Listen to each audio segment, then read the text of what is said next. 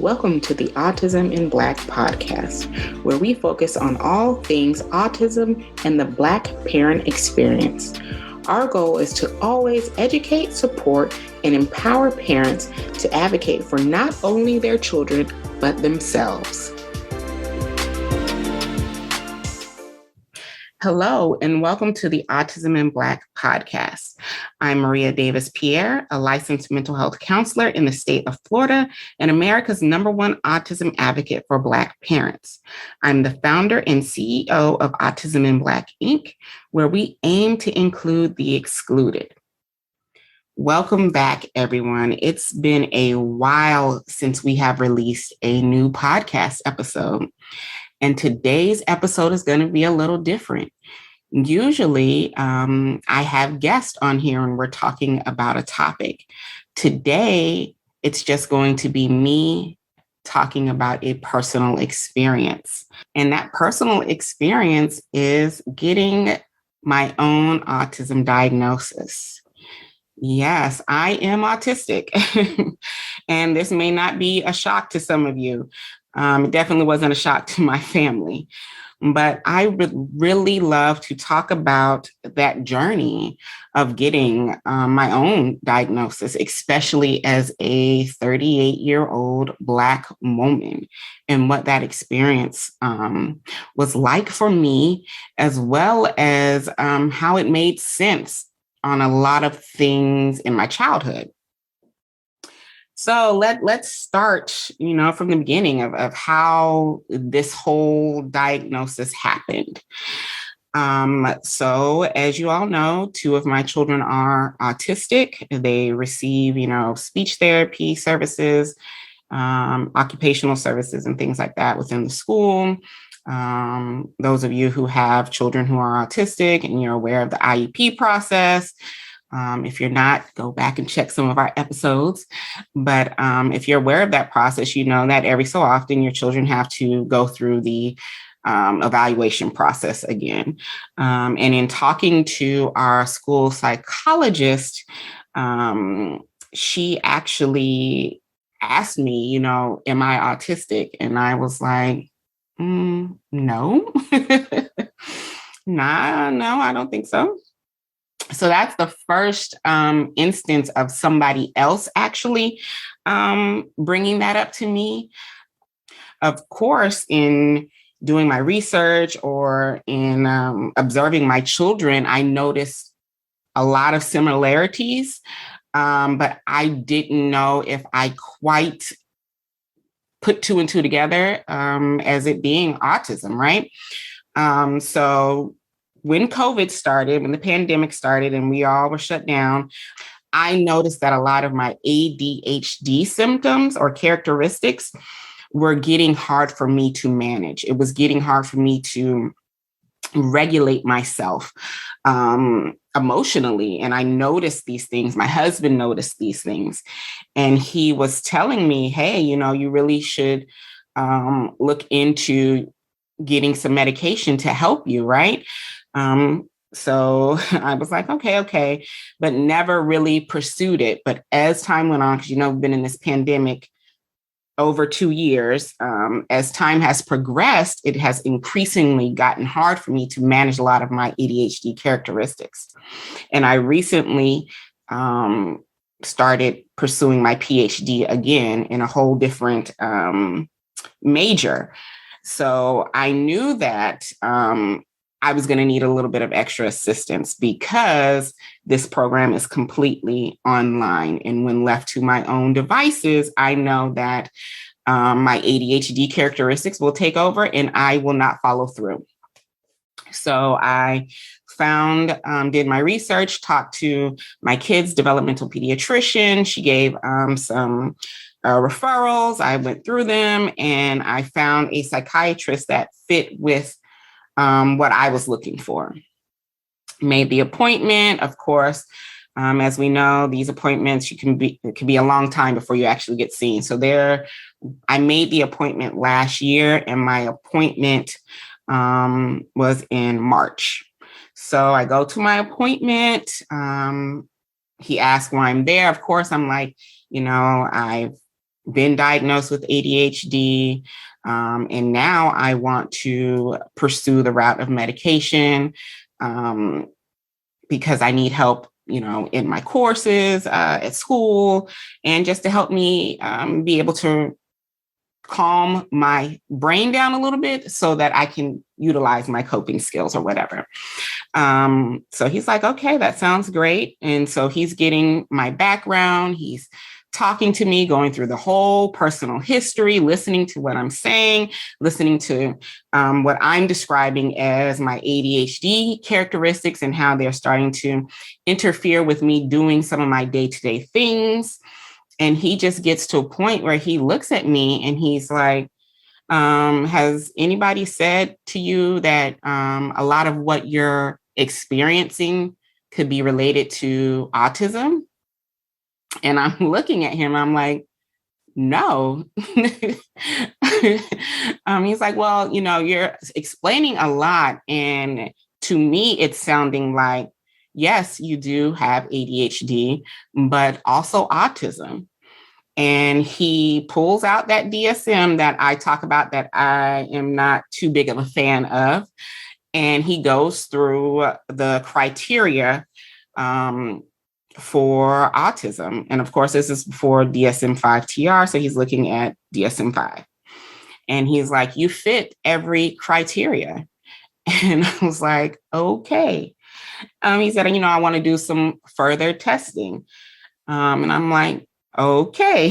So I'm texting my husband. I was like, this doctor thinks I'm autistic. And my husband's like, okay. Just like whatever. So he's like, I'm like, he wants to do evaluations. That's what I'm about to do. He's like, okay. So he's doing the further evaluations. We're going through everything. He's like, yeah, I definitely think you're going to get a formal diagnosis of autism along with your ADHD. And I was like, wow, here I am, 38-year-old Black female who worked so hard within our community to bring awareness to autism in our Black community, advocating for my children, where my passion started, and full circle moment, getting an autism diagnosis for myself. And I can say that the medical diagnosis has definitely validated a lot of what I had experienced throughout these 38 years. I can also say that I know that it is a privilege to get a medical diagnosis because, financial privilege, also, being able to find someone who actually is aware of autism in adults and how to navigate that process, how to properly diagnose someone, especially a Black person, and going through that process. So there's definitely some privileges in that I am grateful for, that I was able to find someone who didn't just chalk it up to, oh, she's ADHD and that's her issue, right? They were able to look at the whole picture as a healthcare professional and say, hey, yes, it is ADHD, but also you are autistic and you're getting that diagnosis. So just having that validation of knowing that there are healthcare practitioners out there that are also doing the work to help us bridge this gap. So yeah, I got my formal diagnosis and I call my husband and I'm like, hey, I am autistic. I got a formal diagnosis. And he was like, okay. Like for him, it was okay. And, nothing's changed and I'm not shocked. I'm not shocked at all. And I'll see you when you get home. And we're actually going to do a part 2 to this where we talk to my husband about his reaction. So we'll save all of that for the part 2 to this episode. So I was talking to my husband. I was like, I don't know if I want to talk to my family about my diagnosis. I don't know if I want to have that conversation, because I don't want to go through the whole process of, well, you're 38. Why wasn't it caught sooner? Or, any of those things that are negative. I didn't want to deal with it in that moment. I just wanted to be able to process my own emotions before I had that conversation with my family. And my husband, like, do what you need to do. So in processing my own emotions and thinking about what this diagnosis means for me, what it may mean for my business, I really went through a multitude of emotions. One, validation. Two, also questioning it, like, oh my God, really? Am I really autistic? All of these things. And also reaching out to a lot of Black autistic women. I found that this is a common trend of emotions for those of us who get diagnosed in adulthood. And that was also really validating as well. So yeah, I went through the process of going back and forth, and should I say something or should I not? And what does that mean now? And, what are people going to think? And, because here I am, autism in Black, and now later, oh, now she's autistic type of thing. So I went through all of those types of emotions. And quite honestly, I'm still, of course, figuring it out. But also just feeling like, hey, I'm going to share this process because there may be many other parents who are also getting their diagnosis in adulthood, because we know about the stigmas that happen into our community. And now that we are parents to autistic children and going through that process with them, a lot of us are now getting our own diagnosis. So I want to be transparent in my own journey so that I can, of course, help other parents, Black parents in particular, that may be going through the same process and feeling these same emotions and not knowing quite what to do. Should I get the diagnosis? Should I not? And we all know that there is self-diagnosis as well. And, I'm for that as well, because I know there's a privilege to getting an actual medical diagnosis. So like I'm saying, many, and I know it seems like I'm just all over the place. That's because that's how I'm feeling now, all over the place. So I just want to kind of take you through these emotions. So yes, I sat there, processed it with myself, had the back and forth, reached out to some of the Black autistic women that I know, talked with them, and came, to the conclusion of, okay, this is what I'm going through is common. What I'm experiencing is common. The back and forth emotions that I'm experiencing is common. So I did come to the conclusion that I was going to talk to my family about it, because I didn't want them to hear this podcast and get the news. So I had a conversation with my sister first. And I told her, because she has definitely been also encouraging me to go and get some medication to help with my ADHD characteristics. So I was updating her on me going to the psychiatrist. That's who I went to. I went to a psychiatrist. And I was updating her on that. And then I let her know, I said, I went and I came out with not only my medication, but a autism diagnosis. And she was like, that makes complete sense. It makes so much sense to me. It really clears up a lot in regards to how you interact. She was explaining, how I interact socially, how I interact with her from her perspective. And she was saying it really clears up a lot for me.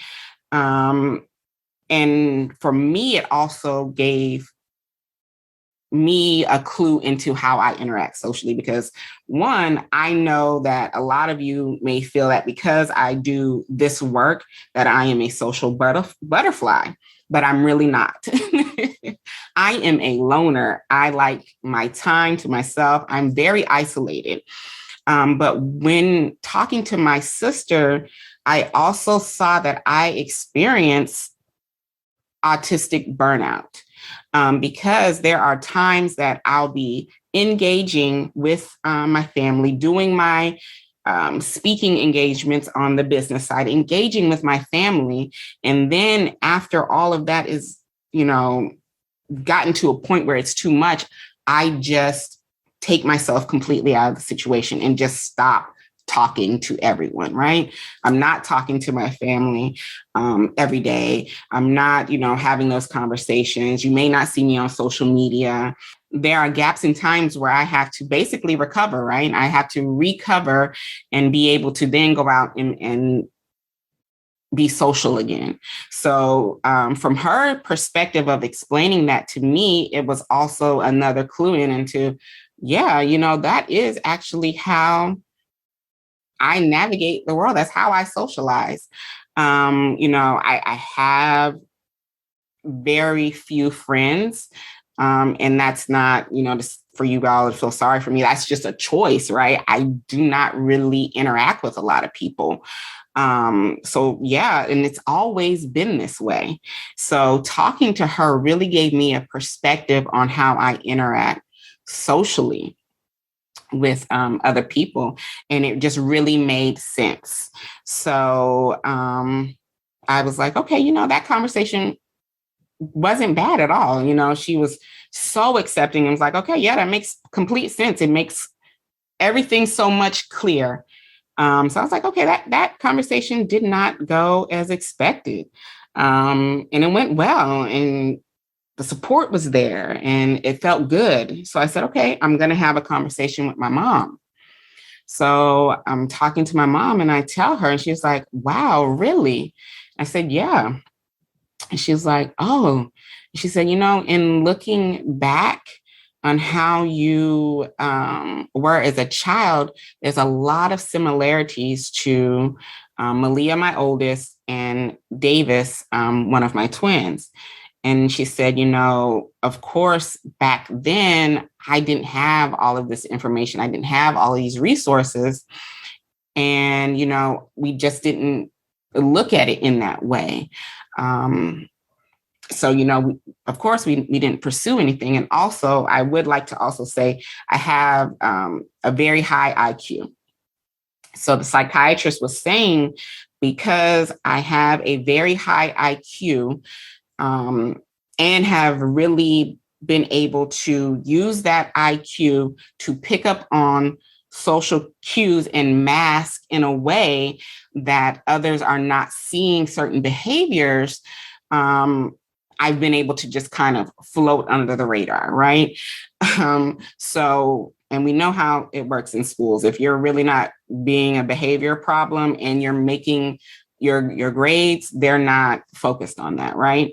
So that was me in school. I was able to listen to what the people say and apply it to work. I never studied, never did any of that, but I was able to manage enough to really just float on by and make the grades that I needed to make and do what I needed to do. Because of that, nobody really put a spotlight on me in school. It wasn't until college that I really was experiencing a lot of anxiety around certain things that led to me getting my ADHD diagnosis the first time. And I got accommodations with that in undergrad. And I say the first time because I was just like, okay, they're just giving me this diagnosis so I can get these accommodations. I really wasn't like 100%, okay, yeah, I'm ADHD. But then I got it again as an adult, got the diagnosis again as an adult. And since, having more knowledge about ADHD and things of that nature, at that time, when I got it the second time, I was more accepting. So yeah, it was making a lot of sense for my mom in having that conversation with her. And she was like, yeah, it just makes sense. And then looking at individuals within our family that also are autistic. And if you've heard me talk before, you know that there are family members I did not know were autistic until I started this platform and started talking about my parenting experience with my oldest, Malia. And because I was able to sit on this platform and not have that shame or any of that, it made it comfortable for individuals in my family to then talk about their experiences. And we do know that from some of the research, there is a genetic component to autism. So, that's also the conversation my psychiatrist was having with me. He's like, you have two children who are autistic, you have family members who are autistic, and, you're autistic. So, yeah, in talking to my mom, and it didn't go the way I thought in my head either. So I was like, okay, this is actually, really cool. And apparently I am the last one to make it make sense, right? And they were all like, yeah, totally. Yeah, we see it. Yeah. Now that you're saying it's out, yeah, we understand. So, yeah, that's where I am with the diagnosis. I'm an autistic Black woman who got diagnosed as an adult. And that experience is something that I am going to add in with our organization. I know some of you may be thinking that the organization is going to completely have an overhaul. No, our mission is still the same. We still want to bridge that gap for Black parents. We still want to train organizations to be culturally responsive. I think the only difference now is that I have the perspective of a autistic Black adult who got diagnosed later in life. And we really do need to have more conversations about that. You all know that I advocate for our Black kids daily in regards to making sure they get appropriate diagnosis and what that means. But a conversation needs to be had about getting that diagnosis in adulthood for Black adults. The research is so few. We already know that the research for Black autistic kids is not really out there. But when we start thinking about individuals who are 18 and older, that research is few and far between, especially when you're talking about the intersection of race and disability. We really need to be having these conversations. We really need to be listening to the perspectives of autistic adults, right? And we need to be having conversations around what does that mean? Just to give you stats, the CDC, came out, I think it was in 2020, saying that 2.2% of American adults are autistic. Now, we know that that number is probably nowhere near where it should be, because again, getting a diagnosis as an adult is extremely difficult. One, finances to pay for whatever professional you're going to see, because it's sometimes not covered by insurance. Me meeting with that psychiatrist, there were things that were not covered by my insurance that I had to pay out of pocket. Also, finding a practitioner who has the knowledge on what autism looks like in adults and being able to use the few evaluations that could clue them in on diagnosing autism in adults, that is few and far between. In our field, that DSM is what people are going to go to. And if you are not showing all of those characteristics that are in the DSM, then it's going to be hard to get that diagnosis a lot of times. For my daughter, She showed a lot of those white male characteristics that are in the DSM. So it was obvious for a lot of practitioners that she was autistic, even though they wanted to make us wait that year and a half to get her diagnosis. For my son, he doesn't present in that way. So it was much more difficult to get that diagnosis for him. And as for me, I don't present in that way either. It takes a professional who is clued in on the research, who is clued in on autism in adulthood, who's clued in on culturally responsive practices and understanding the nuances within that to be able to give that diagnosis. So we really do need to be having conversations surrounding Black autistic adults in diagnosis. And that is something that I'm going to further pursue. But as far as that's what I have for you all. You know, that's the update that I have. As I learn more, we'll have conversations more around it. If you are a Black parent who is navigating getting your own diagnosis, feel free to reach out. Let's start having these conversations, right? So yeah, thank you for joining us for another episode of the Autism in Black podcast. Please make sure to check out the part 2 that will release next week, where we will be having my husband on talking about his experience as a spouse whose spouse got an autism diagnosis. So thank you for listening to another episode of the Autism in Black podcast, and we'll see you at the next episode. If you haven't done so, make sure to subscribe to our podcast so you can always be notified when a new episode drops. To get the resources shared on today's podcast and the show notes, make sure to go to autisminblack.org/podcast. And be sure to share your takeaways from the show on IG stories and Twitter using our official hashtag AIBpod so that we can find them and share them.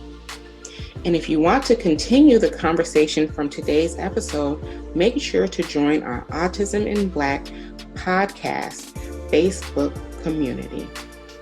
And please make sure to answer the questions to gain entry. Thank you for listening and joining me this week. Have a good one.